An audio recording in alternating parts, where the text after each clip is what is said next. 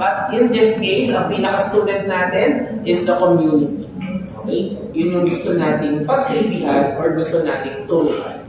Okay? So, unang-una, ano ba ang proseso ng isang teaching plan? Unang-una, recognize and use methods of learning that involve the client or an active participant. Tandaan nyo, if you're going to do a community project, unang-una na mag-cause ng failure sa inyong activity ay kung walang sasali. Diba? Kung walang participant kayo lang, parang naglokohan lang kayo doon. Second, include a list of specific actions. Kung ano yung mga dapat gawin ng community. And then lastly, clarify kung ano yung gusto mong matutunan ng estudyante or ng community para meron kang goal na sineset sa kanila. Okay? Hindi pwedeng basta-basta na lang pumapasok. Okay? So next, sa planning sequence, sabi nga natin, kailangan meron tayong teaching plan. Okay? And before we create a teaching plan, dapat meron tayong background information ng community. Okay? Kasi doon natin malalaman, unang-una yung felt need o yung pangangailangan ng isang komunidad.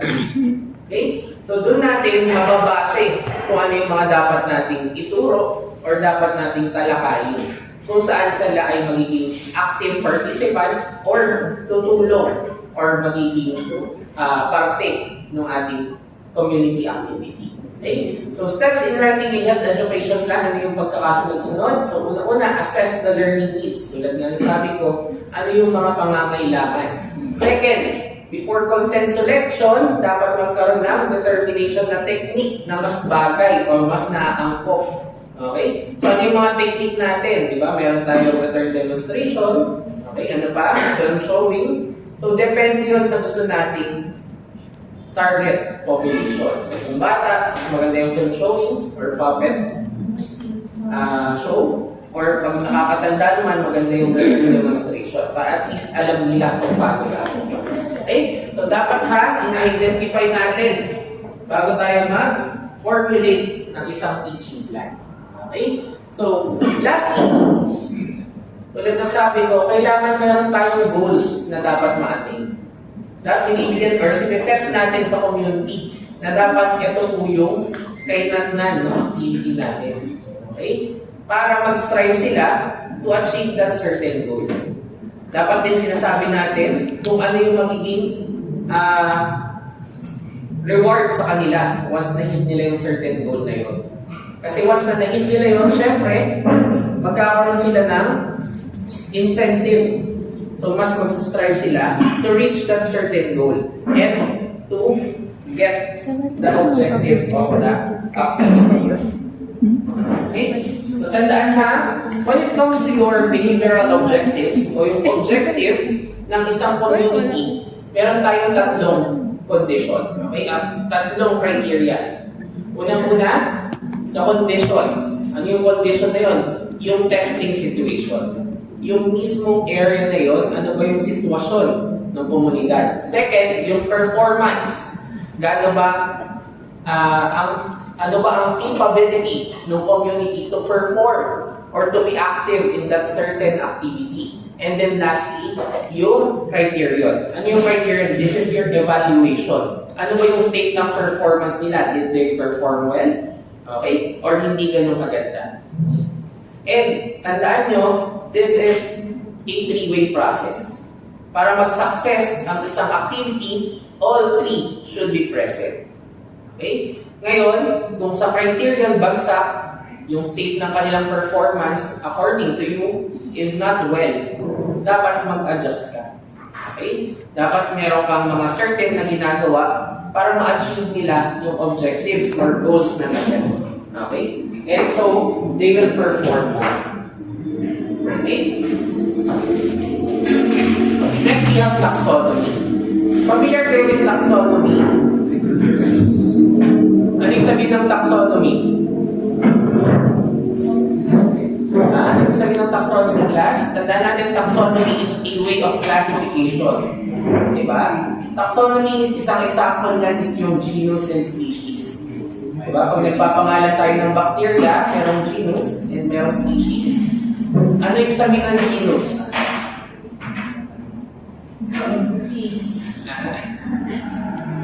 Sabi ng genius. Iba yun, genius ka. Ano? Nagagaling naman sa dad jokes ko Sama talaga pag lagi kayo magkasama. Dalawang summa kasi tayo magkasama, nahawa na kayo. Ano yung sabi ng genus? Diba? Pag sa taxonomy, may merong family. May genus, may species, may subspecies pa nga. Wala? Kulang sa panonood ng National Geographic hindi nanonood. Meron ganun. Galing pa man din ang boses ko. Kung ganun boses ko. Kalalim. Okay? So that is a way of classification. And pagdating sa pag-aaral, meron din tayong taxonomy. Okay? So how do we categorize it? We have 3 broad categories or domain. Unang-unang cognitive. Ano yung sabihin ng cognitive?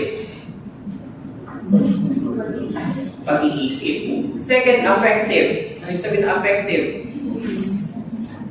Parang simula parang chapter 1, pinag-usapan na natin itong tatlong to Nawala na naman.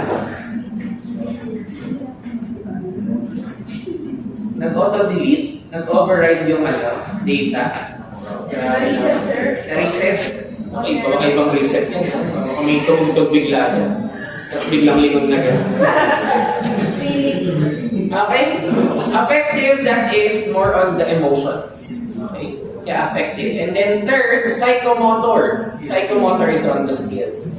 So again, it is your brain, emotions, and your skills. Yung pinaka-pinagbabasihan. Okay? So itong pinaka-3 main domains na to are all independent. Pwede mo silang ma-hone pa isa-isa. Okay? Meron kang pwedeng pag-focussan. Hala, nasira mo. Pwede mo silang pag-focusan. And at the same time, pwede mo rin sabay-sabay i-increase. Okay? Una, dun muna tayo sa cognitive. Sabi natin, it talks about your mental state. O yung kakayahan mo, yung thinking process. Okay? So we have 6 levels of cognitive behavior. Unang-una, knowledge. Ano yung sabihin ng knowledge? It is the ability to memorize or recall. Okay? So ito yung kakayahan mo to retain a certain topic. Diba? Pag anakem, ang bilis mo malimutan. Pero pag chismis kahit 6 months na yan, retain yan. Meron tayong certain topic talaga na naalala. Naalala mo si ganyan. Tumayan dati sa klase. Kahit bata-bata ka man ng grade school. Diba? Sabi nga ng mga magulang ngayon, anak, di ko hinihiling na maging matalino ka. Huwag ka lang tatali sa klase. Hindi ka malilimutan kasi na forever ka ng ganyan. Okay? Second, comprehension. Ano ibig sabihin ng comprehension? Can you be knowledgeable without comprehension? Ay, sabihin ng comprehension.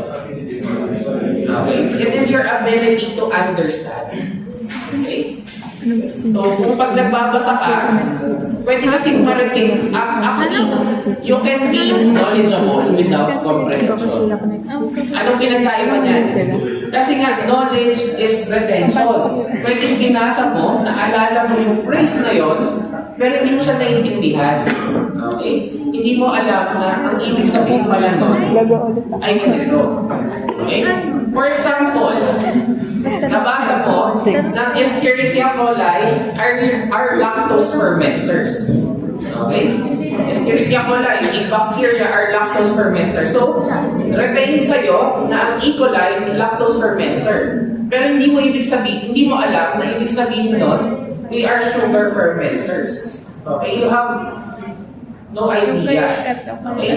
So, interdependent din ang each cognitive behavior. Third, application.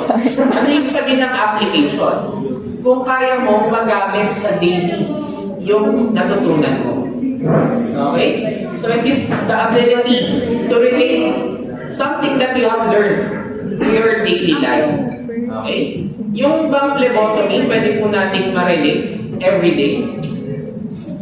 Yes, grabe naman yung yes, no? Baka bigla na lang may tinutusok sa gym. Okay?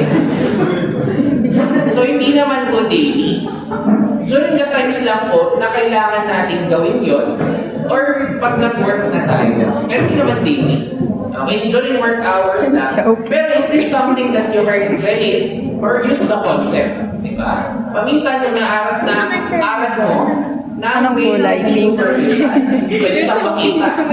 So, paminsan sa jeep, nagtitingin ka ng braso ng iba, hinahanap mo yung ugat. Diba?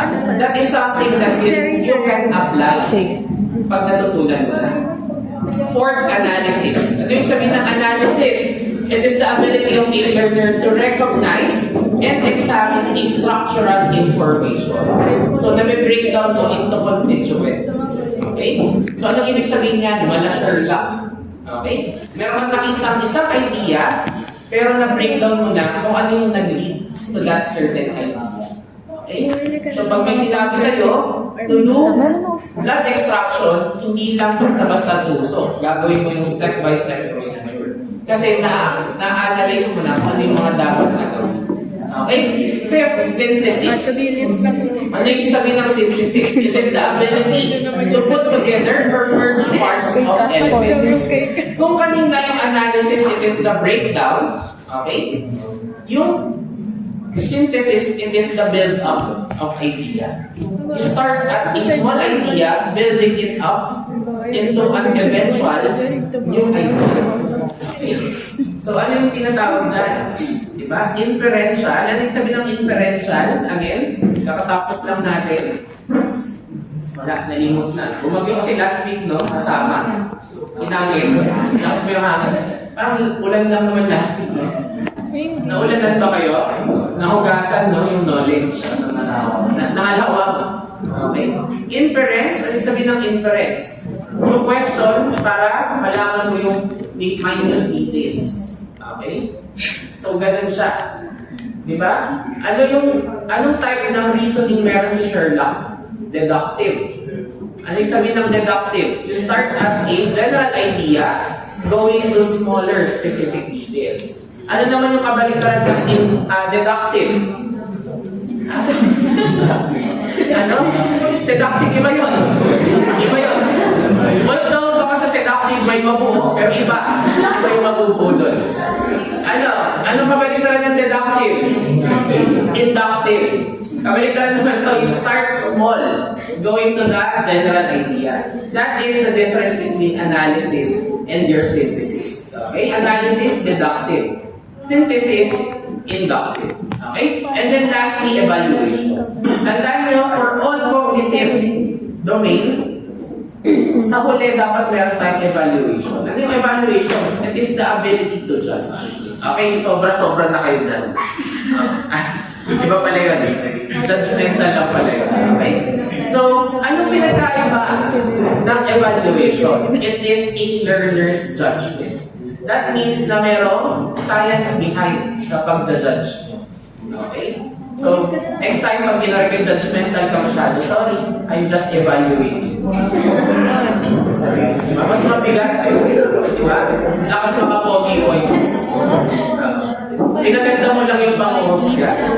Pero tandaan na, again, for evaluation, it is backed by science.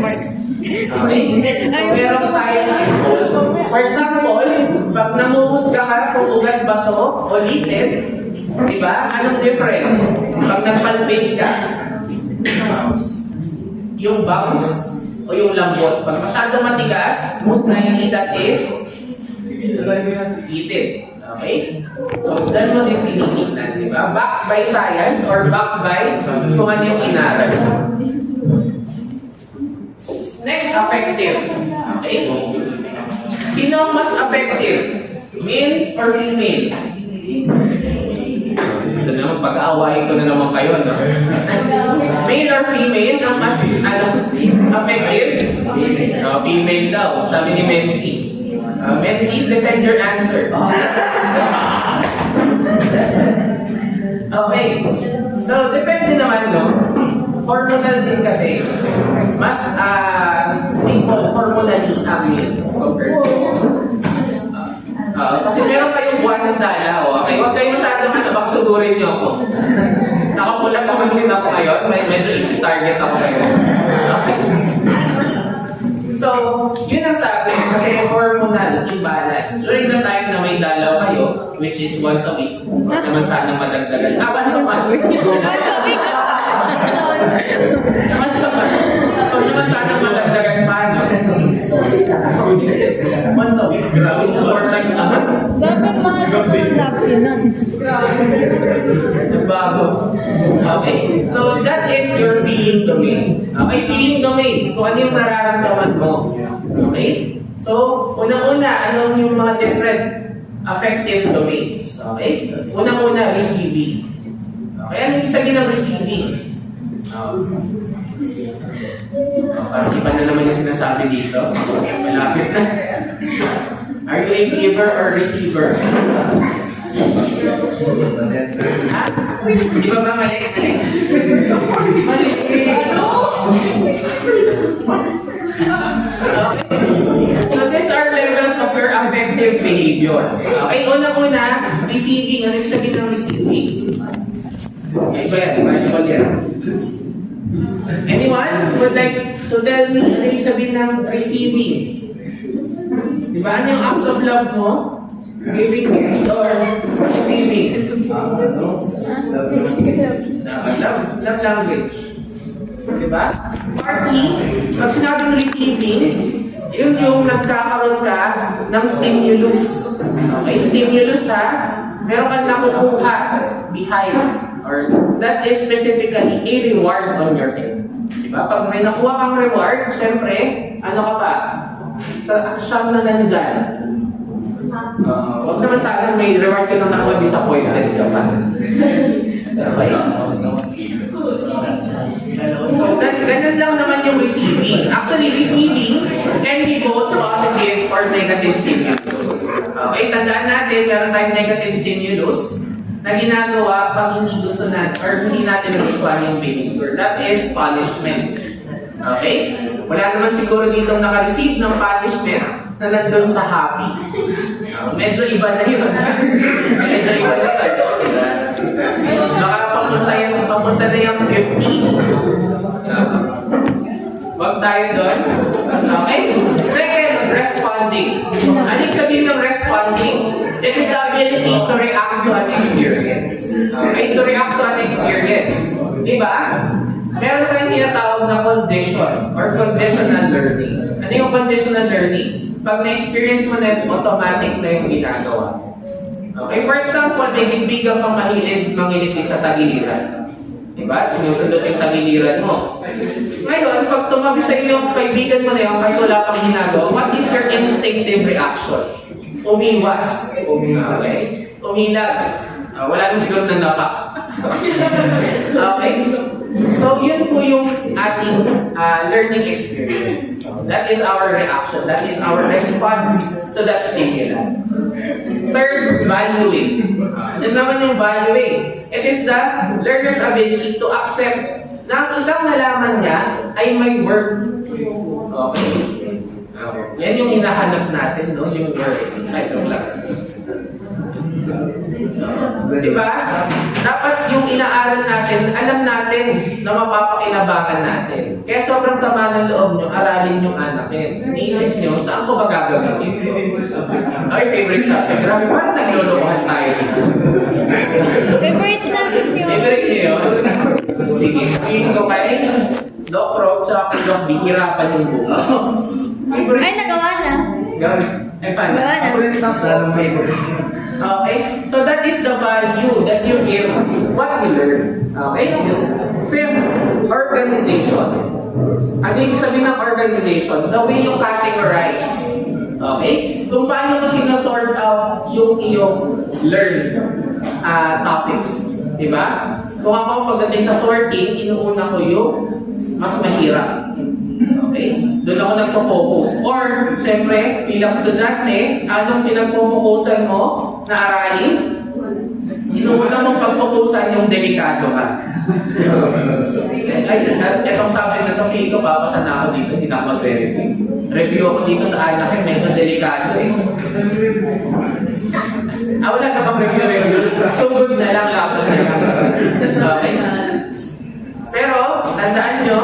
din siya, si organization. The way you organize your thoughts. Diba? Saan ka mas malulungkot? Pumasa. Mas nalungkot pumasa, no? Mas malulungkot bumagsak. Diba? Mas malulungkot ako bumagsak sa PST kaysa anak Ang anak ako babagsak, medyo parang isipin ko, medyo parang okay lang kasi talaga nahirapan ako. Sa PST, parang niloloko ko isa. Ayos naman yung bumagsak pa ako. Diba? The way you organize. Saan ka mas magiging mas matutuwa pumasa? Sa anak na sakto lang yung grades mo or sa PST na mataas ako sa anak diba? That's how you sort your ideas. Okay? Meron kang kalakip kung saan mo siya ino-organize. And then lastly, characterization. Ano yung sabihin ng characterization? The way you integrate values or philosophy. Diba? So ano yung laging philosophy na lagi yung integrate when you learn? Mental health. Diba? Lagi na lang mental health. Ang philosophy ko ngayon, sir, protect my mental health. Hindi mo na kita kakausapin. Sorry. Okay? Joke lang. Pero syempre, meron pang philosophy when you study.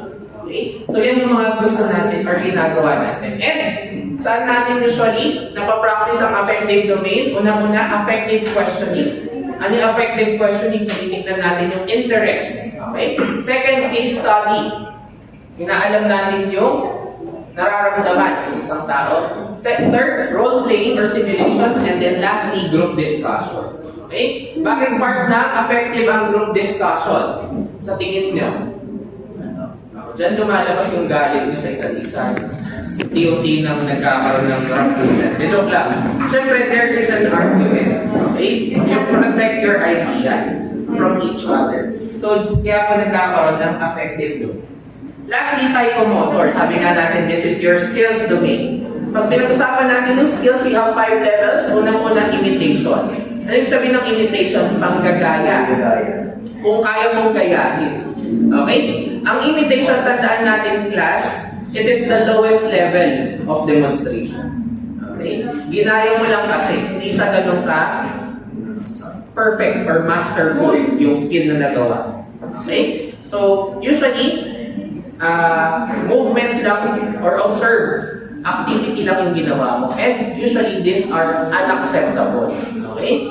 Bilang medtech, as much as possible, ang gusto nating magawa are skills that are masterful, hindi imitation. Okay? Ayaw natin sa peke. Magpakaibigan, gamit, or anything. Ayaw natin ng ganun. Okay? Dapat hindi tayo sa level lang ng imitation. Diba? Sir, gawin mo, gagayahin ko. Nagtali ako ng 30, nagtali din siya. Tapos, tumusok ako, tumusok din siya. Ang pagkakaiba, ako, nalocate ko yung weight, siya tumusok na lang. Okay?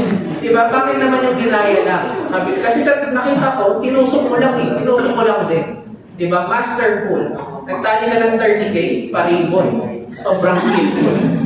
Ay, mali ba? Mali. Sorry. Okay, hindi pala. Sobrang masterful naman, no? Paribon. Okay na yan, ma'am. Ano na yun? Souvenir. So, syempre, hindi naman. Dapat masterful kung saan yung skills na pinapakita mo is effective. Okay? Second, manipulation. Okay? Sino dito manipulator? Ito. Iba. Okay? Manipulation. Ito yung kaya mo nang gawin. Yung isang activity ng as little guide as possible. Okay? Okay? So, kung saan, tandaan ha, hindi ko sinasabing maging manipulador kayo, ha?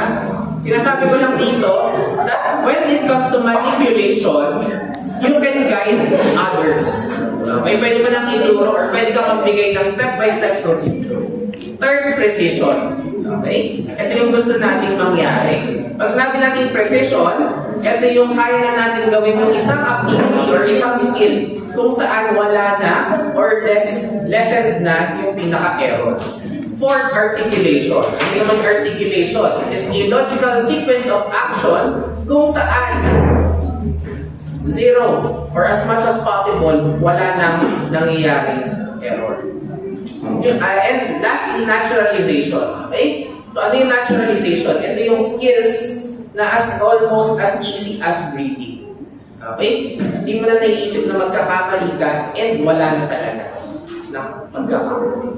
Okay? So, how do we teach psychomotor skills? So, una-una, demonstration and true return demonstration. Second, self-directed study. And then lastly, role-playing or peer teaching. Okay? So again, pagdating sa ating chapter 7, ang pinaka-importante is developing the teaching plan.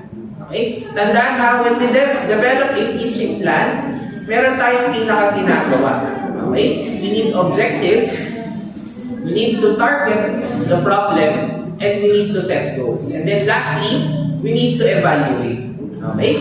Kaya po, actually, when making a teaching plan, mas comprehensive if you make a syllabus. Okay, ano yung syllabus? Meron kang step-by-step procedure. For example, di ba, syllabus ng isang klase, weekly, nandun yung topic. Nandun yung objectives mo for each topic, and nandun yung mga tina-target mo. Cognitive ba yan? Affective ba yan? Or psychomotor? Di ba? Sa isang syllabus, makikita nyo lang. Gusto na yung AEO. Okay. So, ito yung example natin ng isang syllabus. Una-una, the learning objective, content outline, method instruction, and then the time frame. So, tandaan ha, especially when doing an activity in a community, dapat meron tayong time frame. Okay? For example, ang gusto mong feeding program. Okay? Feeding program, syempre, dapat may katagalan to. Diba? Pangit naman, ang target namin feeding program. Okay, gano'ng katagal yung activity nyo? 1 day. Literal na pinakain nyo lang, hindi naman lang tinimbang kung lumusog ba. Okay? So, dapat po, it is a step-by-step process. Ini-evaluate nyo, effective ba yung feeding program nyo? Okay? So, sa gustong kalusugan naman ang nangyari, pinakain nyo ng pinakain, pagdating ng hapon, nagsusuka na yung bata sa puso. Diba? It should be effective. Okay? Yung tipong may laman pa yung bibig ng bata, subo ka ng subo. Ginawa mo parang manika na hindi sumusubo yung bata. Okay? So there should be also instructional resources and methods of evaluation. Okay? Example natin ng syllabus, that's 1. So this will be one of your topics as second years para sa college. Okay? Next, you have approaches in teaching. Okay? So, pag sinabi natin approach, ito yung way natin to achieve a certain objective or a certain goal pagdating dun sa gusto natin ituro. And, tandaan natin, when it comes to specific approach, meron tayong iba't ibang components or components of instruction na dapat masunod. Una-una, the major goal of teaching. Ano ba sa tingin nyo ang major goal ng pagtuturo? Yes, so yung ma-apply nila yung natutunan nila. Okay, yung ma-apply nila yung natutunan nila or matuto sila in short. Diba? Mahirap naman na salita ka ng salita, ay bahala na sila. Basta matapos ko yung topic, tuloy lang ako. Okay? So, ganun. Meron na ba kayo na-experience ng teacher na gano'n? Bahala na kayo. Ay, ako tuloy-tuloy lang ako. Basta ako nagturo, binayaran ako para magturo, magtuturo ako. Meron gano'n? Parang may hugot kayo nila. Parang may gusto kayo parang may gusto kayong ituro na hindi nyo maituro. Nakalis na. Ayun lang. Okay. Diba? Ang pangit naman ng gano'n. Diba? Pagpatak ng oras ng klase, wala pang estudyante nagtuturo mag-isa. Pagdating mo, parang kalahati na yung topics. Ikaw pa lang yung unang estudyante dumating, pero kalahati na yung topics. Okay? So, meron mga gano'n. Okay? So, hindi naman natin maiiwas. Pero as much as possible, the major goal of teaching is to let the students learn. Okay?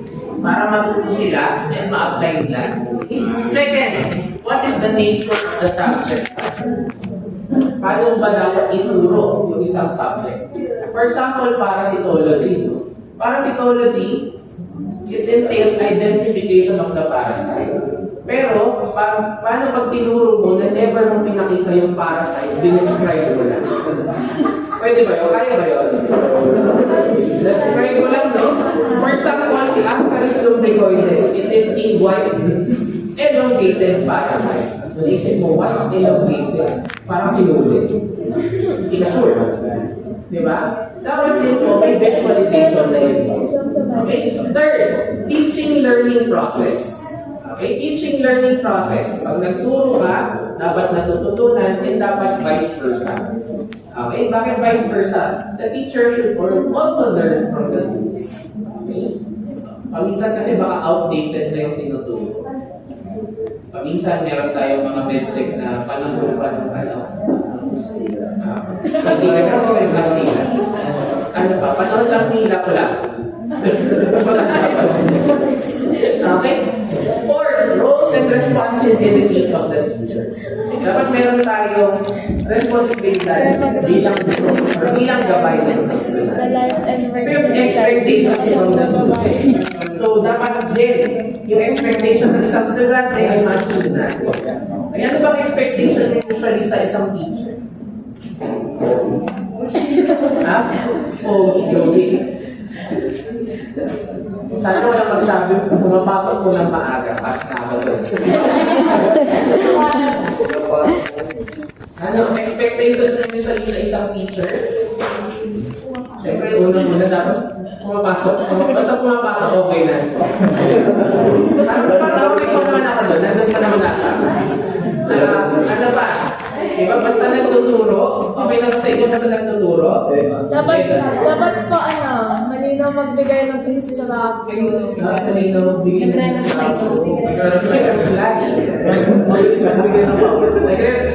nagbibigay ng PowerPoint. Okay, sige. Hindi ka magsisigawan sa This is our last day of meeting class. Hindi kami makita second year, third year. Look, nasabi na ko sa inyo, maaga pumasok. May PowerPoint. Mali ka sa instructions. So, parang sige, ingat kayo. Okay. 6 kinds of evaluation and techniques. Okay? So, kung napapansin nyo, evaluation should be different or magkakaibang domain dapat ang sinusunod. Eh, pagdating sa exam, di ba? Dinedepend ko rin sa sarili. Iba't iba yung way ko ng questioning. Okay? Gusto ko kasi na exercise or nalalaman nyo kung ano yung mga different way of coding. Di ba? Kasi kung multiple choice, sinisira ko na yung multiple choice.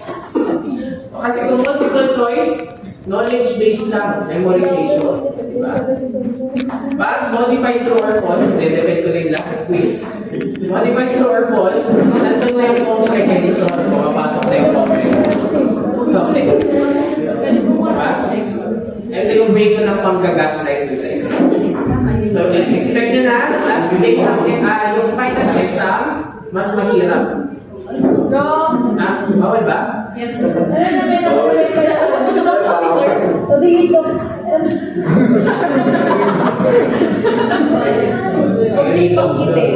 Saka balancing equations. Okay, number 7, suitable teaching methods and strategies to employ. Okay? So, dapat meron tayong certain na ginagawang activity para matuturo. For example, pecalysis. Pecalysis is a routine lab test or lab testing or lab procedure. Diba? Nagawa niyo na ba during your APE from pecalysis? Hindi pa. Hindi pa kayo nag-APE?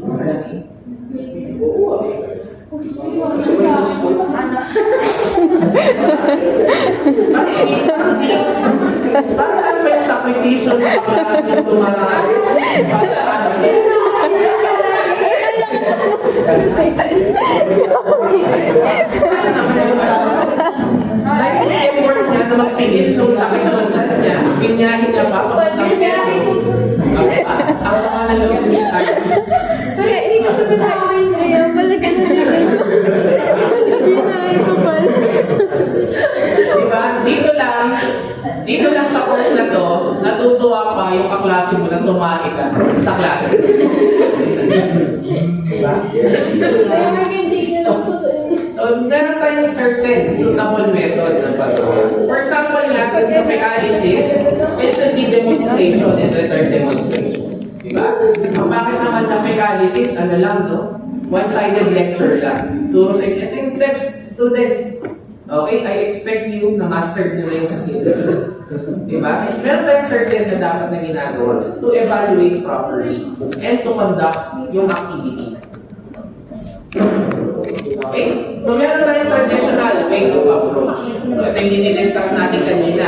Unang-una, inductive approach. Okay? Ano yung sabihin ng inductive approach? Is start at the smallest detail. So meron kang particular statement and with that statement, napupunta ka dun sa general idea. Okay? For example, pag sinabi kong intestinal parasite, dapat pumasok na sa idea nyo or pumasok na sa'yo na nag-undergo ng fecalysis to. Kasi sa intestines, and para ma-check yung intestines, need close to. Next, deductive approach. Pag sinabi ng deductive approach, kung isang example, may pasyenteng sumasakit lagi yung tiyan, and naging anemic, sabi ko sa kanya, mag-undergo siya ng fecalysis, ang iisip, ay, magpapafecalysis yung pasyente, baka may parasite na involved. Okay? So, kumbaga, vice versa ang deductive and inductive. Pero, it all leads to one answer. Okay? Or one general idea. Okay? Ang pinagkaiba lang deductive, you start at the bigger picture, going to a specific statement.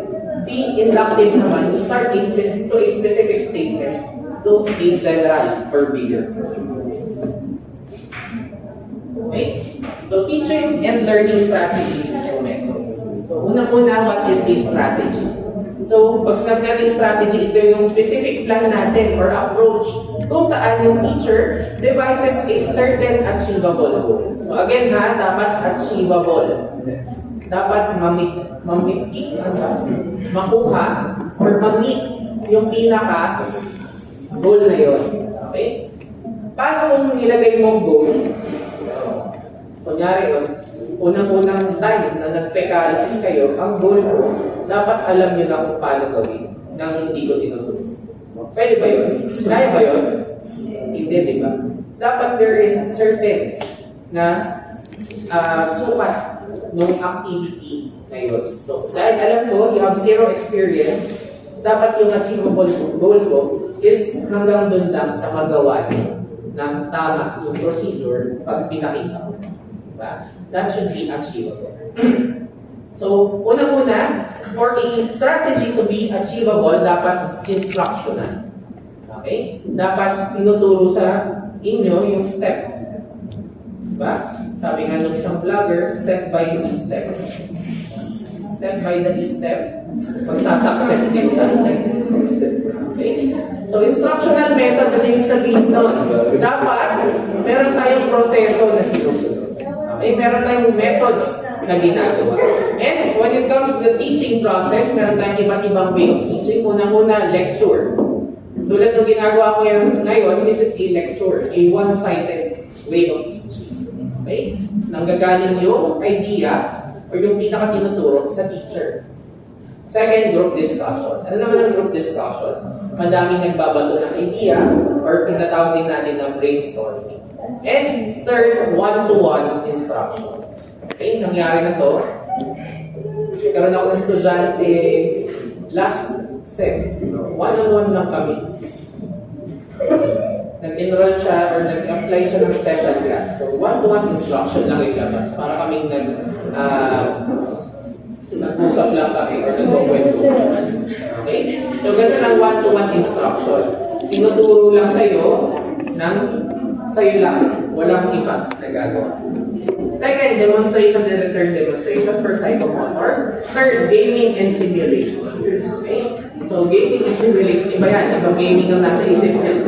Okay, gaming and simulation, ginagawang laro yung learning. Okay? Kunyari,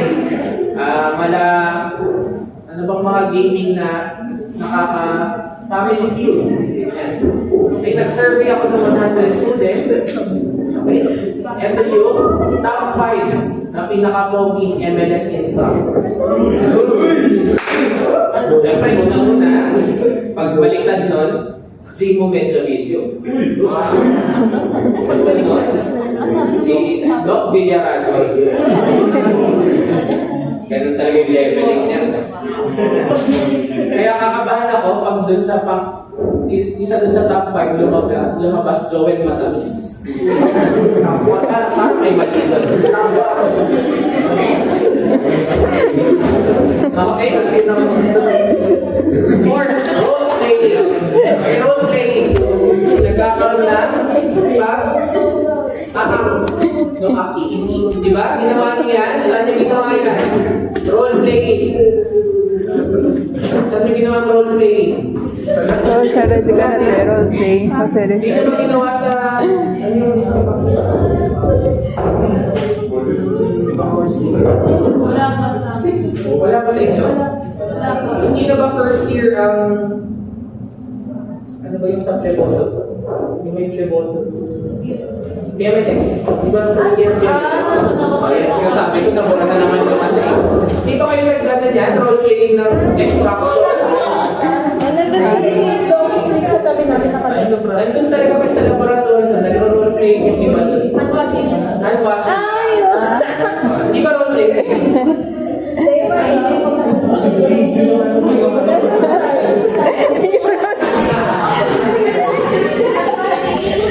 Kinakabahan ako. Agad yung magka-Alzheimer's. Ano? Role playing bang tawag doon? Hindi. Piling ko kasi iba yung iniisip ng role playing. Mali yun na. Ako. Baka nasa dark room yan iniisip yung role playing. Delikado yan. Delikado yan. Hindi yan pang school. Iba yan. Okay? Mali yan, mali.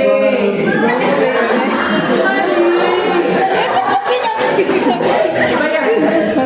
Okay? 6, computer-assisted instruction. Okay? So, with the help of a computer, may tumutulong sa inyo. And then lastly, distance learning technique. Okay, so meron tayo dito mga tools na ginagamit para matuto una instructional learning material. You have your books, videos, and posters or mga handouts. Meron din tayong device na ginagamit. Currently, ang pinaka-ginagamit natin na device sa learning is the YouTube. Diba? Meron tayong mga videos na pinapanood ng ating mga instructors. Okay? Components of teaching. Una-una, there should be reinforcers. Ano yung sabi ng reinforcers? Dapat meron kayong ginagawa to reinforce the learning or the skill. Okay? Second, clarity of explanation. Dapat malinaw yung pagkakadiscuss. Third, use of simulations and games. Dapat meron tayong ginagawang activity kung saan ginagawa natin masaya or enjoyful yung pinaka learning process natin. And then lastly, siyempre, as medical worker scientist, dapat mag-develop tayo ng psychomotor skills. Okay? Una-una reinforcers. Dito pumapasok yung reward system. Ano yung reward system natin? For example, kung meron ka nakuha tama, siyempre, may plus na grades. Aside sa mga reinforcers.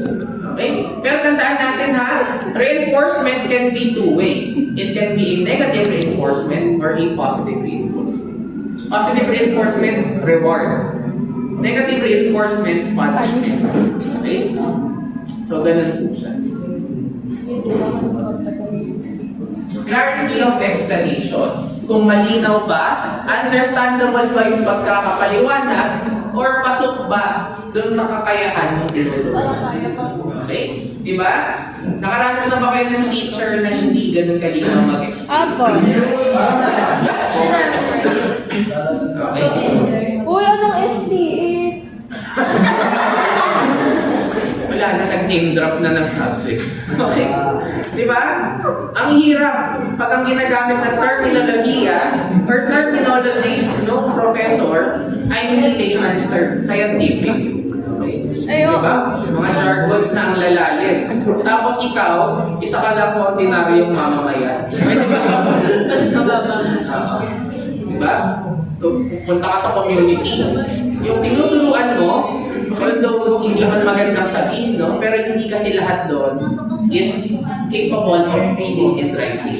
Diba? Pero hindi tayo maiwasan na hindi talaga nakapaglabas. Okay? Pero ang turo mo, ito po, phlebotomy po ang tawag dito. Okay? Phlebotomy. Pag sabi po natin phlebotomy, ito po yan. Diba? Pag pinaliwanag mo. Pero pag sabi phlebotomy, dapat alam mo na yan. Pwede ba yun?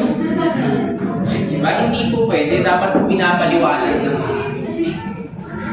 okay? Use of simulation in games. So, isa pa po ito sa ginagawa natin, simulated learning. Yung simulated learning, dito pumapasok yung role-playing. Diba? So, paano ka? Kunyari, role-playing. Si Miss Mendoza at si Mr. Menzi ang sample natin ngayon. For example, si Miss Mendoza siya yung phlebotomist. Paano mag-handle ng nagwawalang pasyente? Isa lang ibig sabihin ng ikaw yung nagwawala. Okay? Diba? Paano mag-handle? Anong gusto natin matutunan doon? We are testing the patience of the phlebotomist. Okay? Wala akong makikita na tinatalian yung pasyente, pero ang tali sa liig kasi nanginigil na, no? Okay, okay, habang pagkatali mo, hindi lang mo gano'n. Kapag binitawan, binitin mo yung pasyente, or sinipuraan mo yung pasyente para tumahigit lang ng konti. Diba? So, maganda din na nagkakaroon tayo ng simulation. Kasi kailangan natin yung mga possibilities na may experience natin during our deployment as interns. Pero mahirap naman na kung okay naman yung nakapartner mo. Sabi magulo daw. Halos mag-epilepsy na yung kasama mo sa kaguluhan. Okay? And then lastly, developing psychomotor skills. So psychomotor skills, ito naman yung aim natin at the end of the day. Okay? Ito yung mga skills na pwede natin magamit sa profession. Okay? Phases in teaching psychomotor skill. Una-una, demonstration phase. Ano yung sabihin ng demonstration phase? Pinakita mo yung ginagawa. Diba? Second, guided practice phase. Okay? Guided practice. Diba? During our ANAPI, nung pinagawa ko sa inyo yung activity, pagkatapos ko, ipakita kung paano gawin, tinuruan kayo kung paano, or inunti-unti sa inyo yung proseso ng paggawa. Diba? Hindi naman kayo hinayaan na, okay, nakita nyo na, bahala na kayo dyan. Dapat with guidance. Kasi nga gusto natin masunod yung standard procedure. And then lastly, mastery phase. Si mastery, ito yung end or yung pinaka-result na gusto natin makuha sa psychomotor. With repetition, or pag inulit-ulit natin isang activity, eventually, mapupunta tayo sa mastery phase. Okay? So again, demonstration, pinapakita sa inyo kung paano siya gawin. Guided phase, pinapagawa sa inyo, pero with guidance. And then lastly, mastery. Pag sinabi natin mastery, hindi mo na kailangan ng any guidance, kaya mo na siyang gawin. Perfect. Okay. Ganyan yung ginagawa ni Dr. E. Yan. Parang may name drop na naman. Okay.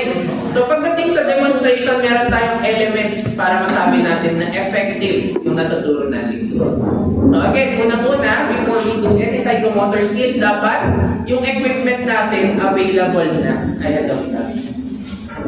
Second, make sure all equipments are working. Available ka pero hindi naman gumagana. No? Pero pag ganon, meron, no? Pagbukas mo ng microscope, pundido pala yung ilaw. Hindi nakapagbayad sa Meralco.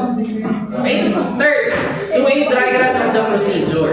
Diba? Before we do something, tinatry natin yung microscope kung gumagana at tinatry run natin yung pinaka-focusing.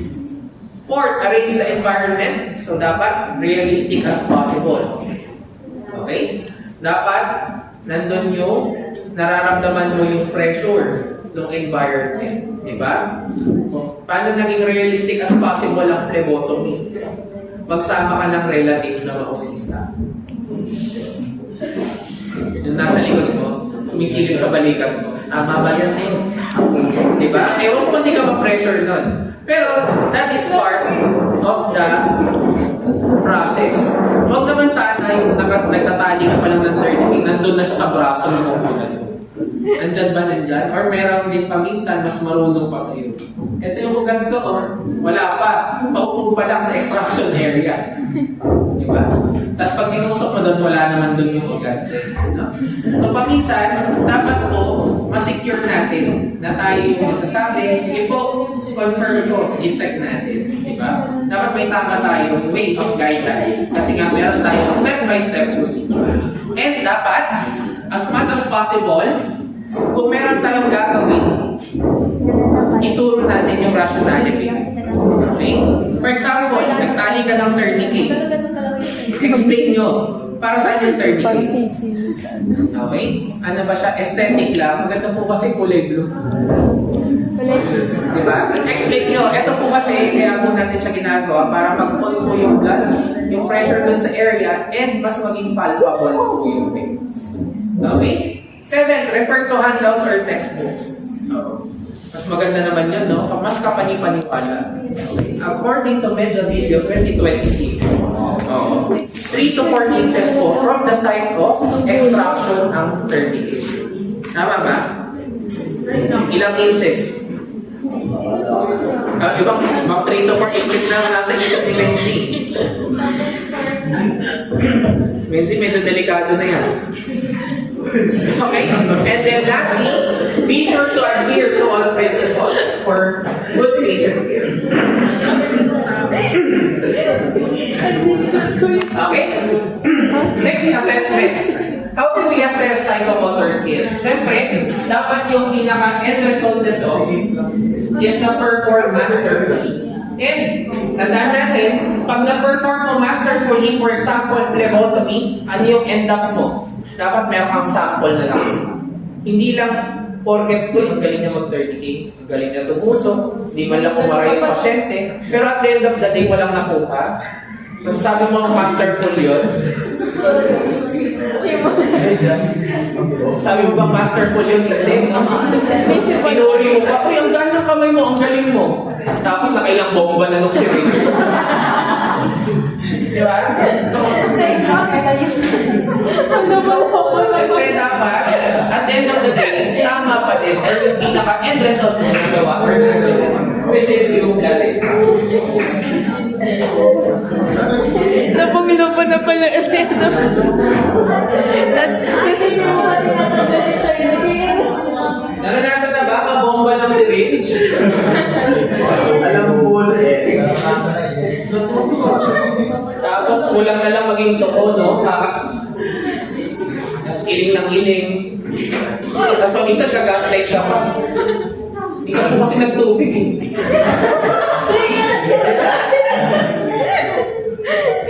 Dehydrated po. Dehydrated talaga yung pasyente mo. Bakit pinag-fasting mo eh?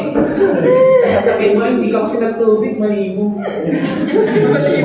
Nakapastig ng 8 hours na ito si Lizzie mo, hindi kumain pa. Tama ba? Naranasan namang mag-gaslight ng pasyente kiluna. Ay, bata.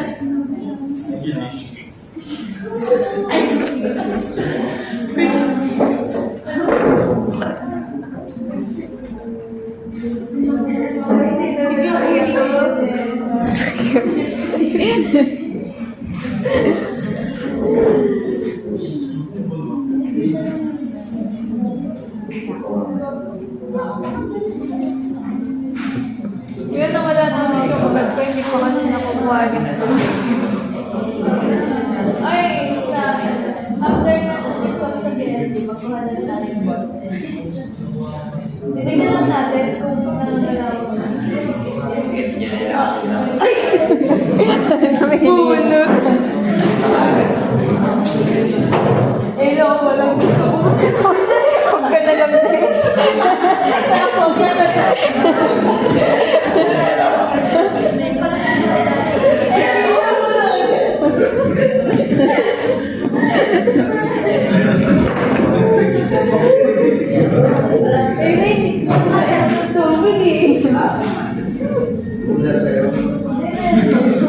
Ayan na.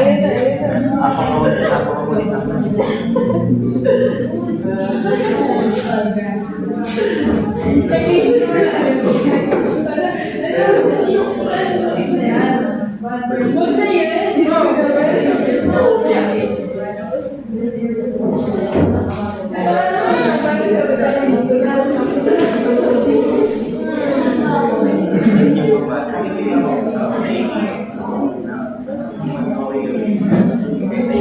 Okay?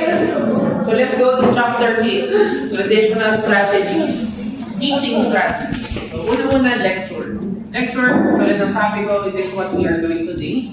It is a instructor-based learning. Okay? So nangyayari or nanggagaling sa instructor or sa professor yung pinaka-idea or pinaka-topic or dapat. So, actually, this type of learning, although effective, pero kasi one-sided. Kung agad-agad na check, one-sided. Absent doon. Sa estudyante. Okay? Purpose of the lecture method. So, unang-una, efficient. Bakit isa lang kasing nagsasalita?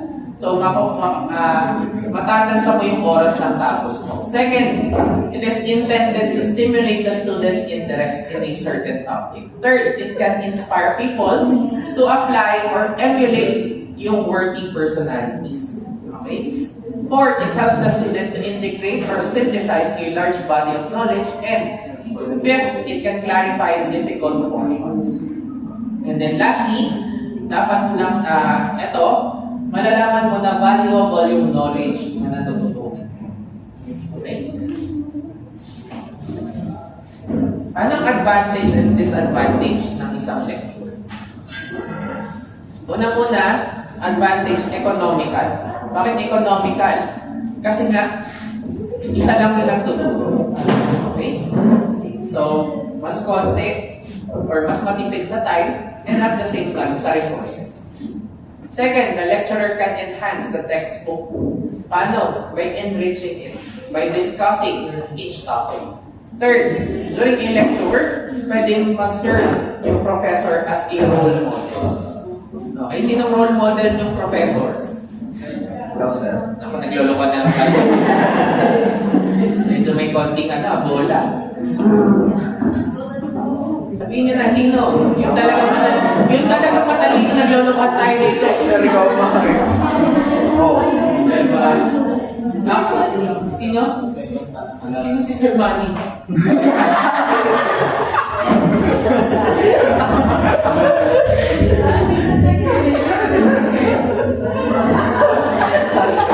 Parang inside joke yan, lahat nakaget siya. Okay? And then lastly, one-way verbal lang siya. So talaga, it helps the students to practice their listening capabilities. So anong disadvantage na to? So nangyayari, nagiging passive yung mga estudyante. Ibig sabihin ng passive, nakikinig lang, tamo lang ng tamo. Diba? So parang sponge lang na kailangan mong mag-absorb ng mag-absorb. Pero bilang sponge, tinala ko kayo bilang sponge, kayo yung sponge na puno na. Yung pag pinasama mo, pumapatak na. Diba? Minsan, lumalagpas na yung information. Diba? Yun ang hirap pag-lecture. Second, few teachers are good lecturers. So, hindi lahat ng teacher magaling mag-discuss. Aminin man natin o hindi. Okay? Nangyari din yan sa akin ng estudyante ako. So, nung estudyante ako, meron akong isang teacher na lamang yung kwento ng buhay niya. 3 hours yung klase namin. I-discuss yun 15 minutes. Tapos pag napansin mo, medyo may chan kasi siya, pag pumatong na yung kamay niya gano'n. Magsisimula na yung talang buhay niya. Ha? Ang dami niya nang nakwento. Meron pa nga siyang kwento dati, medyo bastos lang. Pero kukwento ko na lang din, bilang iba naman yung mga utak niyo ngayon. Nung nagpunta daw siya sa Davao dati, nag-hotel siya, nangangatok, batang babae, naka-uniform pa daw, kung gusto niya daw magpamasahe. Alas 10 na daw yun, sinara niya yung pinto, ayaw niya daw ng ganun. Okay. Pagdating ng alas 12, may nangangatok ulit, matandang babae, wala na daw ngipin masyado kung gusto magpamasahe. Okay? So, siyempre, syempre, kasagsagan ng tulog niya na yung pumatag siya. Sinara niya. Huwag kayo masyadong kapos. Sinara niya, natulog na ulit siya. Mga bandang alas 2, alas 3, nagising ulit siya. Lalaki, macho daw, maskulado, tinatawag siya. Kung gusto daw magpamasahe. Of course. Tapos, doon niya na tinapos yung kwento. Hindi nga sinabi, sinara niya. Iniwan niya na sa imagination natin. Sinabi ko tingin sa imagination niyo, pare-pares na tayo traumatized. Share the trauma, sir. Share the trauma. Bakit ako lang yung meron? Okay. So back to what we are discussing, 10 important points about lecturing. So ano yung mga importante dapat malaman when it comes to a lecture? Una muna, fit the lecture material. Okay? So dapat kasa at dapat pasok sa oras. Second, express concepts hanggat maaari sa pinakasimple. Kaya mo siyang i-explain. Third, begin the course or class by arousing the students. Again, iba yung iniisip nyo. Iba po yun. Iba. Kasi kung ganun lang, joke lang, iba yun. Okay? Arousing the students' interest. Huwag yung itigil dun sa by arousing the students. Interest po dun sa topic. Okay? Or follow a prepared outline. Specifically, yung syllabus po yung sinusunod natin. Fifth, use different methods.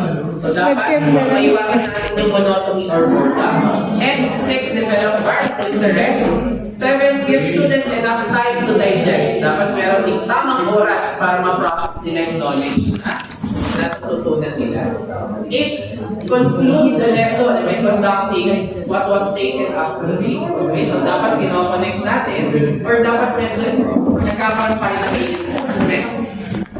Be guided by your students during the lecture. Diba? Paano nyo ako mag-guide? Pag sinasabi nyo masyado mabilis or mabagal yung lecture natin. And then lastly, observe good interpersonal relationships. Okay? So, unang-una, how do we conduct a lecture? Unang-una, we need to organize. Na-organize natin yung lecture. Unang-una, we need to introduce yung topic. Okay? How do we introduce a topic? Paano natin pinapakilala yung isang topic? Paano pinapakilala? Ano ba ito? Meet and greet? Okay? Ito nga pala si PST. Okay, class? Please greet PST. Ganun ba? Oo naman sila. Talagang dali mo mag-usap. Okay? Kasi, syempre, dapat pinapakilala natin siya ng tama. So, how do we introduce? We teach or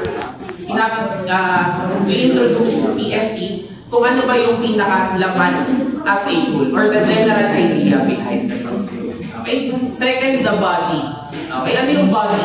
Ito yung flow ng information or yung concept or yung topics behind. And then lastly, the conclusion. Ano yung conclusion? Yung dapat mong matutunan at the end of the lecture. Okay? So we have three approaches to help students know word closure. Okay? So ito na, kailangan nyo closure. Wala pa bang closure? Wala pa. Become generational trauma. Unang-una, review and summary. Okay? Para ma-close natin yung isang topic, dapat meron tayong summary nung natutunan natin. Okay? For example, paano magawa ng syllabus? Wala na. Hindi natin sinamarize eh. Sinamarize ba natin? I-discuss ko bago ko mag-end. Pero, bilang batang may Alzheimer's, naniniwala ako. At bilang sponge na tumutulo, tumagos lahat ng information na yun. Ay, iba na naman yung tulong nasa isip nyo. Sponge kahit tinutukoy ko. Ay, nako, Alam mo, delikado talaga buhay ng mga professors ko dito. Isang maling salita lang, dalawa lang pwedeng mangyari. So, Jesus or Jesus. Parehas delikado, no? Jesus, maaga-aga mo makikita. Jesus naman, may problema ka naman sa, sa values. Okay? So, review and summary of the topic. Second, application of what has been learned to similar examples. Okay? So, kung paano natin siya magagawa. And then lastly, extend what has been learned to new situations. So, kung paano natin siya ma-adapt or magagamit sa araw-araw or dun sa mga bagong mangyayari. Okay? Second, we have discussion. Okay? Ano mas gusto niyo? Lecture or discussion? Mas gusto niyo?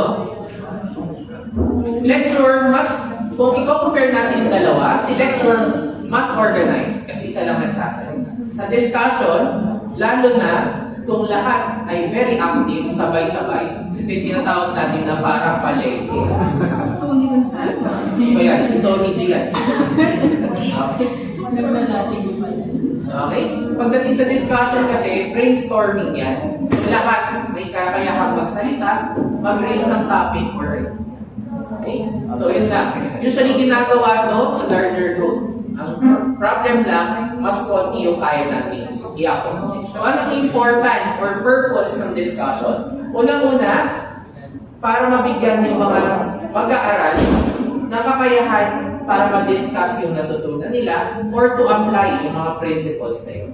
Second, to clarify information and concepts kung saan sila nagkakaroon ng muddy points. Ano yung tinatawag natin na muddy points? Ito yung mga unclear ideas. Okay? Third, to enable the students to learn the process of group problem solving. Okay? So, paano natin i-discuss? Or paano yung mga techniques na ginagawa natin sa isang discussion? Unang-una, dapat there should be proper instructions. Okay? So, dapat may proper instructions sa isang group discussion.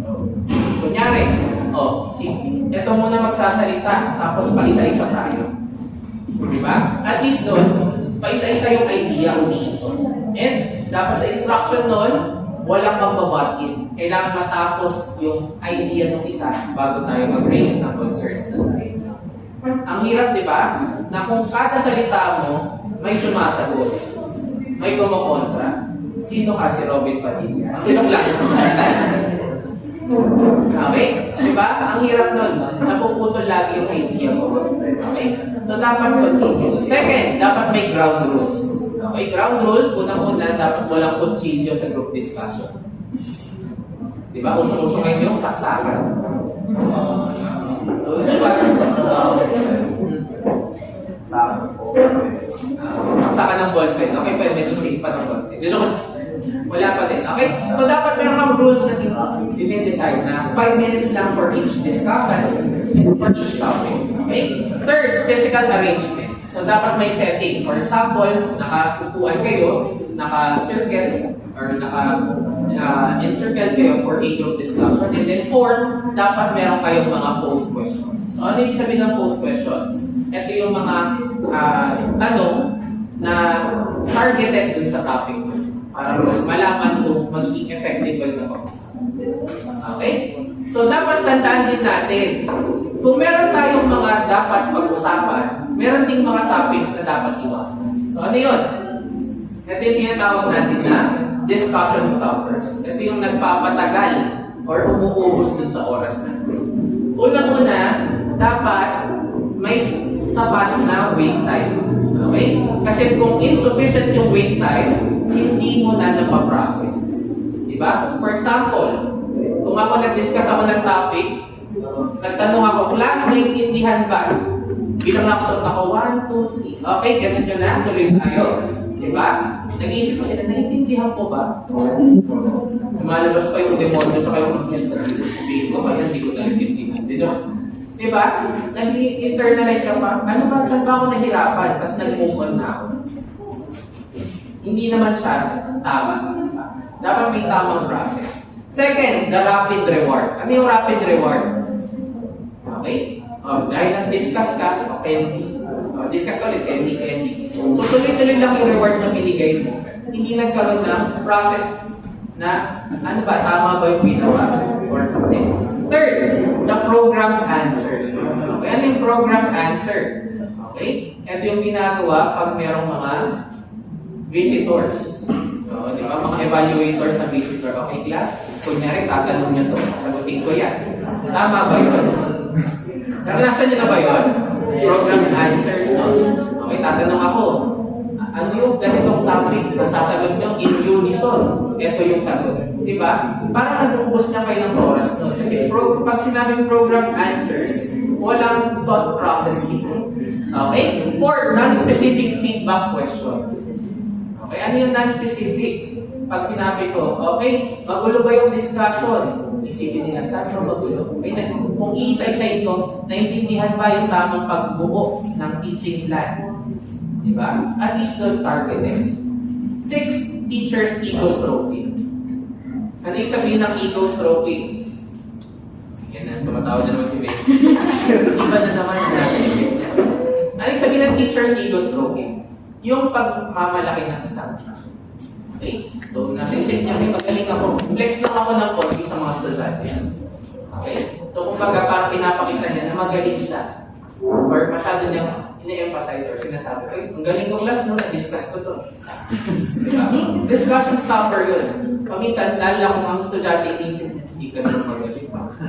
Okay? Diba? Meron tayong hindi pagkakaintindihan pa. So, yan yung nag-stop. 6, low-level questions. Okay, low-level questions, dapat may kataasan yung level ng question. Dapat hindi lang specific. Dapat yung broad idea yung kinuha. Comprehensive as much as possible. Not knowledge questions. 7, intrusive questioning. Okay, intrusive questioning. Yung may pumasok lang sa isip mo, tanongin ko si teacher. Tapos ang tanong mo, sir, ilang taon ka na? Diba? Pumasok lang sa isip mo, intrusive to. Diba yung mga pumapasok sa isip nyo out of nowhere? Okay? Yan yung mga intrusive questions.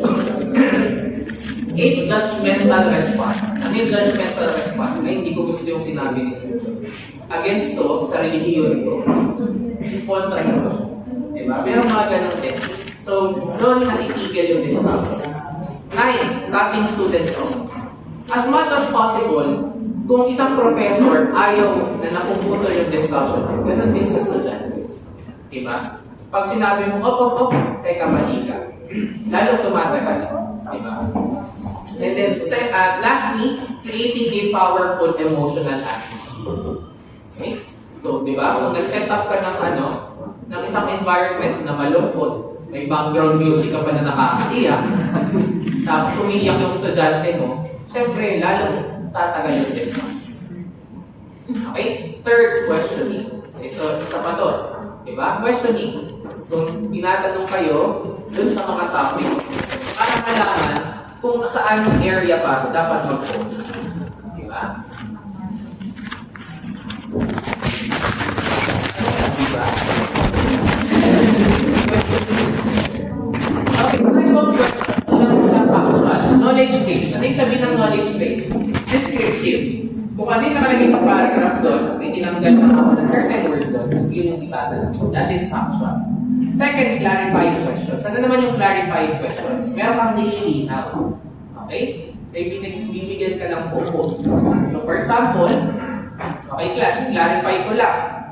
Okay? Tama ba na ganitong topic na itong gusto niya? So kumbaga, may ini-emphasize ka na certain information. Third, higher order questioning. Ano na yung higher order questioning? Dito na nag-i-involve or pumapasok yung mga establishment ng mga knowledge or defining concepts. So usually, pagdating sa higher order of questioning, ang number 1 sa higher order of questioning is essay type questions. Okay, bakit? Kasi hindi lang siya basta factual. Inaalam mo din yung kung gets ng estudyante on a deeper level yung isang topic.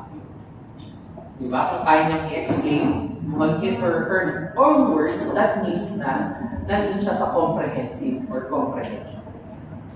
Okay? Fourth, using audiovisuals. Okay? Audiovisuals, so by movie, presentation, by film, or any video na gumagamit ng audio. Fifth, interactive lecture. So ano naman yung interactive lecture? Nag-discuss ako one way, pero pinagawa ko sa inyo yung activity. Pwede ang interactive lecture. Okay? So may halo siya na skill-based.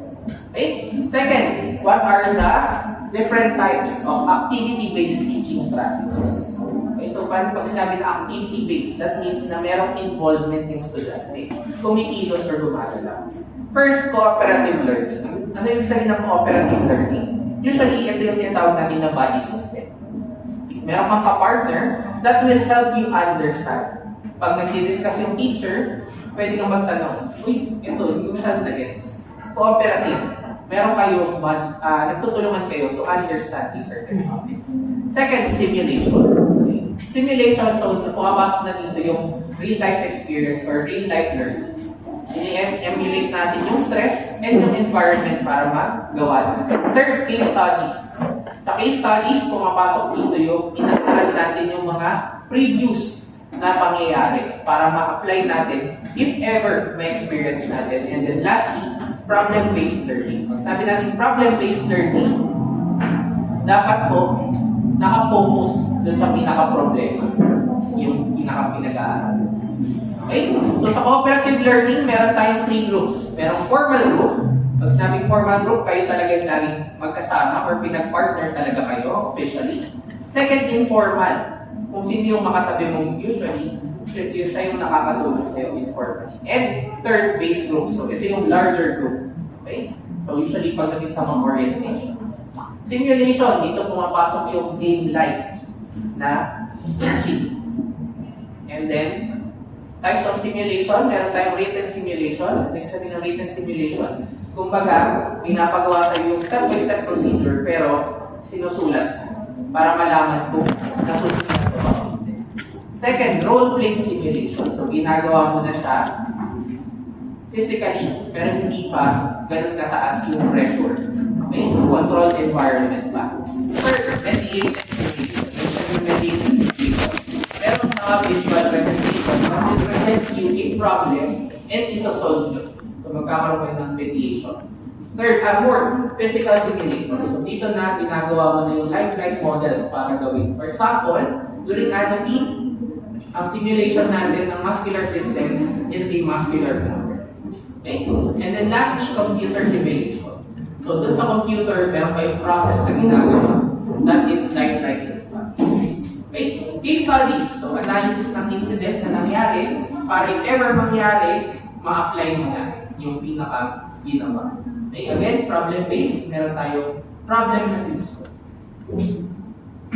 So, tandaan natin, iba ang way ng teaching, especially pag napunta tayo sa clinical laboratory. Okay? So, hindi na nagpo-focus on lectures, more on psychomotor, more on demonstration na, and return demonstration. So, meron tayong specific way of teaching. Okay? So, dapat sa clinical setting, ang mga estudyante natin alam na yung theoretical concepts. Okay? Bakit nila ginagawa yung isang activity? Bago natin sila dalhin sa clinical laboratory. Kaya for example, di ba, bago kayo pumunta or mapunta sa internship, anong ginagawa natin? Nag-aaral muna tayo ng key concepts. Di ba? Ang hirap naman, punta ka sa laboratory, first year. Sabi sa'yo, perform mo na ng phlebotomy yung patient. Venipuncture. Ano yung venipuncture? Ano yung venipuncture? Puncture lutasin. Vending machine. Diba? So kung wala ka pang idea dun sa terminologies, hindi mo ma-prepare yung sarili dun sa setting, dun pinaka-practical or application. Okay? Skills learned in the skills laboratory are perfected. Okay? Dapat perfect na or masterful na in the clinical. Okay? Bakit? Kasi dito na nagkakaroon ng mga pasyente. And aminin man natin o hindi, merong pasyente na mareklamo. Hindi mo ba tinutusok, nag-tourniquet ka pa lang, aray, ang sakit. Di ba? Lalo ka tuloy ng igigil. Gusto mo tuloy, sulsinin. Ay, tinuro ka na mali. Joke lang po. Di ba? As much as possible, dapat lalo mong pakita na magaling.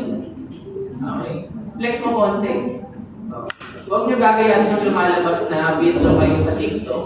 Yung butterfly ginawang guards. Patan niyo ba yun? Binatong ganun. Masasabi mo magaling, pero mali yung ginawa. Okay? So, maggagayahin. Okay? So, tandaan ha, sa clinical laboratory, meron kayong clinical instructor. And ito yung mag-guide sa inyo. Pero, konting konti na lang or minimal guidance. Instructional guidance na lang yung gagawin. Hindi na yung tatabihan kayo for guidance. Okay? So, ano nangyayari sa clinical experience? Meron tayong dalawang ginagawa. Unang-una, student orientation. Sa student orientation, dito kayo pinaprime or dito dinidiscuss kung ano yung mga gagawin sa laboratory. And then lastly, student assessment. Sa student assessment, dito na pinapagawa sa inyo yung mga dapat gawin. So, unang-una, student orientation, ano dapat yung laman? Dapat may description ng learner. Second, focus kung saan dapat mag-focus yung isang pasyente. Third, yung setting kung saan gagawin yung pinaka-activity. Fourth, yung briefing or yung orientation or yung kung paano mo i-discuss. And then lastly, yung student activities involved in the teaching plan. Okay? So ano naman yung assessment? Dito mo na inaalam kung may nakuha ba yung pasyente, ay na bang i-apply or hindi. So by way of questioning or by way of record demonstration. So tandaan ha, paano natin ma-practice? So dapat meron tayong daily activities. Unang-una, individual assignment. May kanya-kanyang ginagawa ang isang intern sa isang clinical laboratory. For example, under hematology, may isang mag-prepare ng smear, may isang mag-feed sa machine. Second, dual assignment. Ano yung dual assignment? Magka-partner kayo sa isang activity. Okay?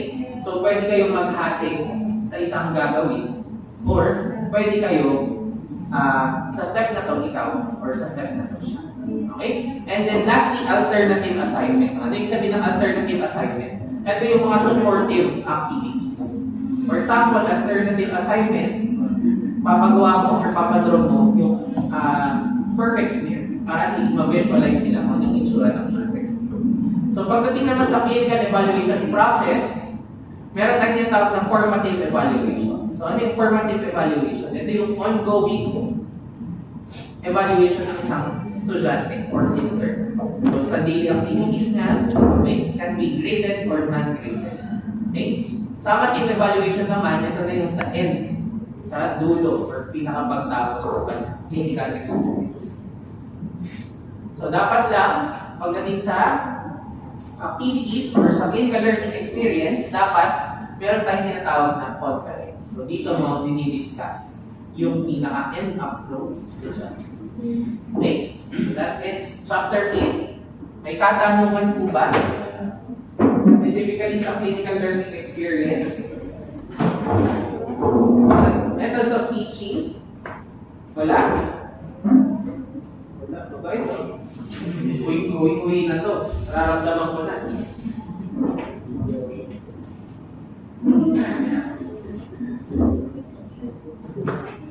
Okay? So this will be our last topic and this is all about assessment and evaluation. Okay? So assessment and evaluation, tandaan natin it is the end process ng isang teaching plan. Dapat malaman kasi natin kung effective ba yung nagawa natin procedure. Unang-una, dapat alam natin kung ano yung sabihin ng evaluation. Ibig sabihin ng evaluation, anong difference ng assessment and evaluation? Mostly they are hand in hand, di ba pag sinasabi? There should be an assessment and evaluation. Pero yung pinagkaiba ng dalawa. Sir, yung assessment po, usually assess mo kung ano na po yung nalalaman na hindi pa nalalaman ng student or ng tutor o ano. While yung evaluation naman po, dun po titignan ito yung effective yung teaching natin na i-apply mo dun sa student or community. Okay?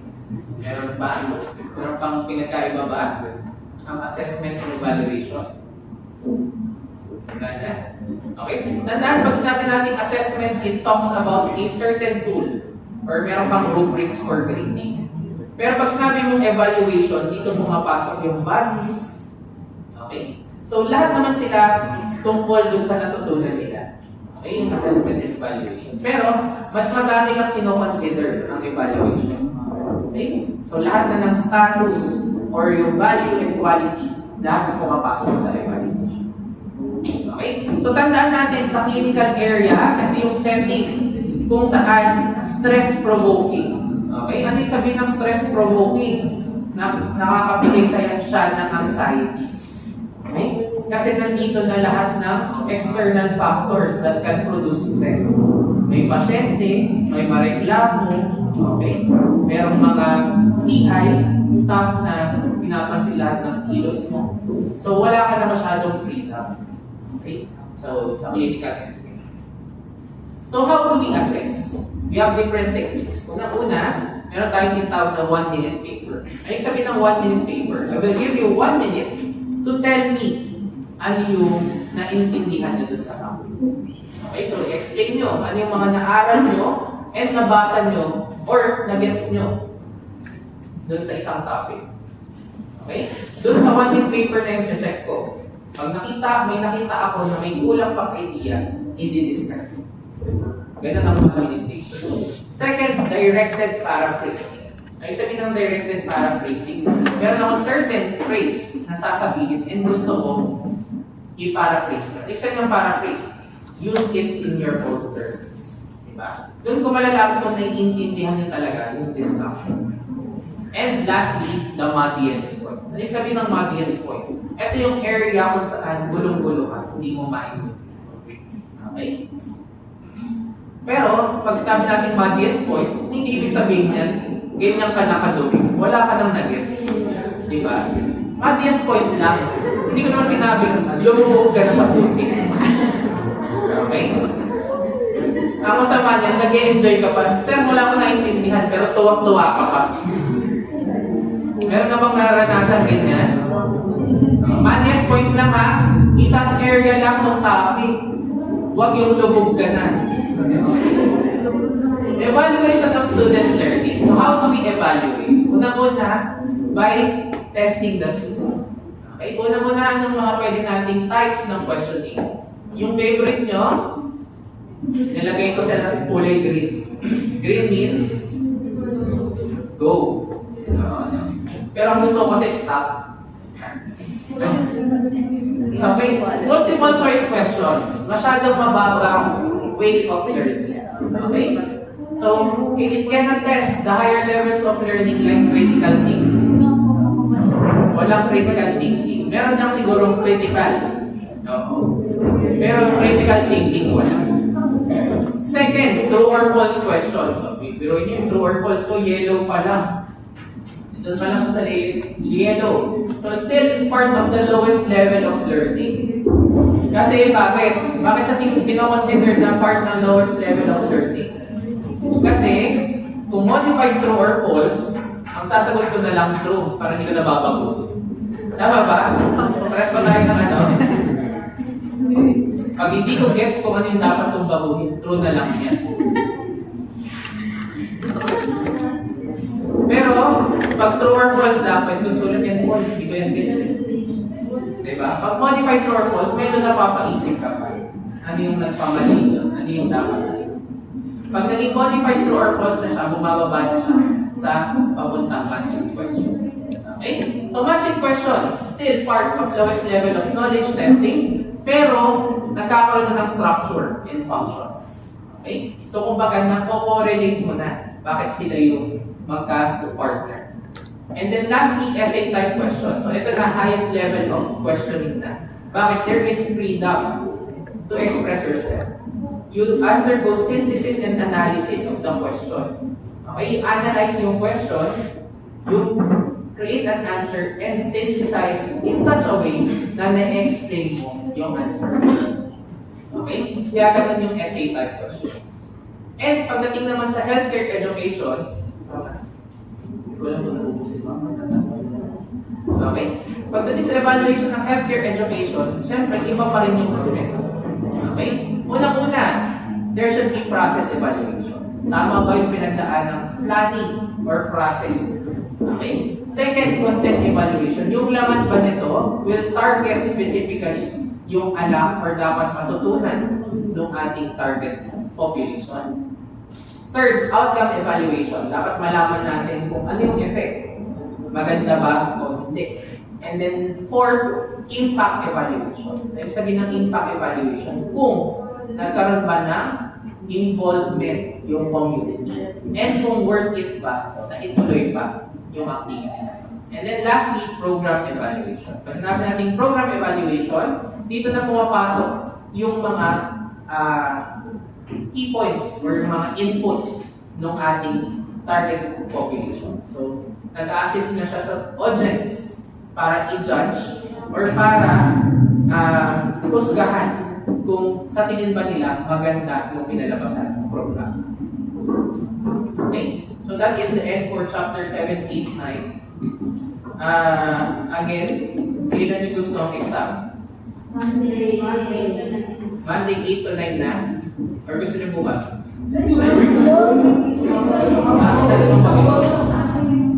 Sige, Monday 8 to 9.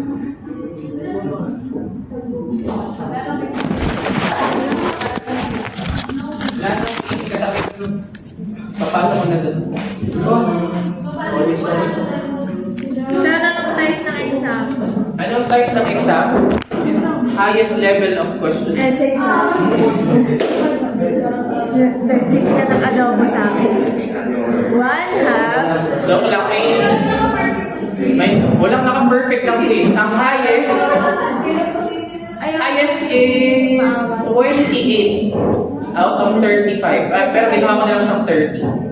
So, 28 out of 30. Oh, meron sanang makaka-30. Not following instructions.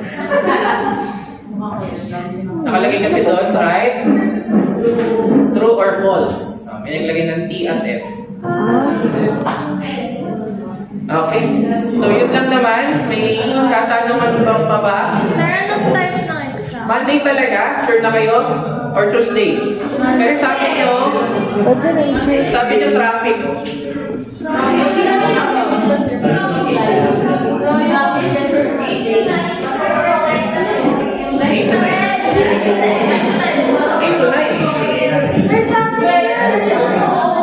Kaya nga mas dapat mas maaga kayo. Kasi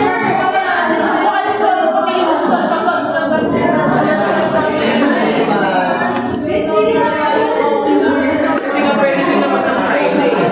Sino ba Friday? Basta mag-decide kayo ha, Monday, Tuesday, or Friday. Monday, Tuesday, or Friday. Or Saturday. Bakasyon na bakasyon na. Huwag na magbakasyon mo naman kung sa yun.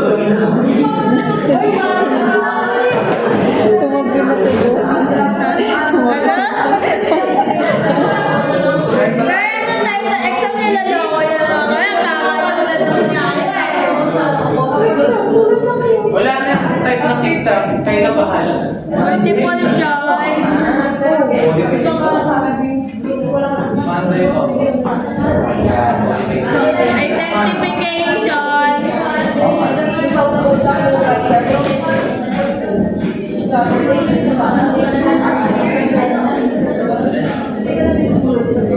Sir, wala ba tayong diet consultation dyan? Grade consultation. Gusto niyo bukas? Grade consultation. Pero uwi na ako. Wala siya dito. Dito na lang na-record is yung exam. Pero na-record, gusto nyo balik ko na yung quizzes. Huwag na. Mag-exam po kami sa anak. Bigay na lang yung papel. Huwag ko lang. Ano to? Quizzes po